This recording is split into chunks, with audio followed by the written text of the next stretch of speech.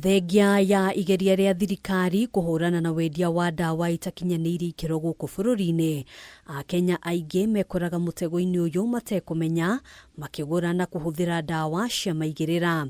O rĩngĩ thirikari nĩ ĩranĩire kũhukia wendia wa ndawa ici gũkũ bũrũri-inĩ.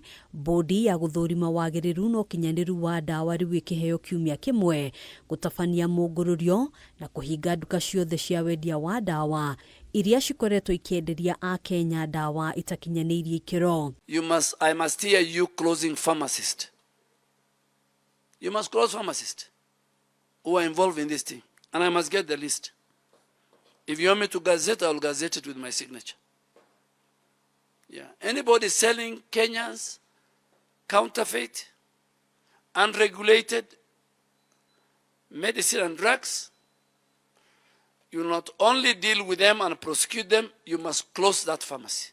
Kũringana na Minister wa ũgima wa mwĩrĩ NDAWA, mũndũ o wothe kana kambuni ĩrĩa kũnyitĩkana ĩkĩagarara watho wa wendia wa ndawa megũtacũkĩrio makinya ma kĩwatho hatarĩ kwenderera mũndũ o wothe. Any non-compliant products or actors must be removed from the market without delay, and we must implement these rules to their full extent and eliminate from the market any product or entities that fail to meet the required standard. Duale oho akĩruta mũkana kũrĩ maabitha bodi-inĩ ĩno arĩa matanyĩtwo gũthingatithia watho wa wendia wa ndawa na gwathana gũthondekwo kwa njĩra nginyanĩru cia kũhukia ũheani wa marũa ma nduka cia wendia wa ndawa mũgarũ na watho. No product may remain on the market indefinitely without reassessment. The renewal process must continue, and it must be firmly, fairly, and strictly in accordance with the law.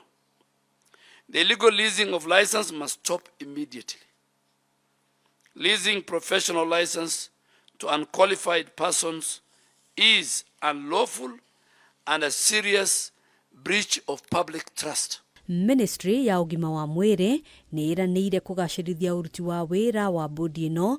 Duale akiuga kũhĩtũkĩra bengi ya thĩ nĩ mekwandĩka wĩra maabitha erũ 45. I have told the acting CEO and the board chair that now we should start hiring the 45 officers in order to strengthen our PPB regulatory capacity. We will also talk to the National Treasury to secure further approval so to increase our numbers. Handũ-inĩ ha Kameme TV, njĩtagwo Ngina wa Waduro.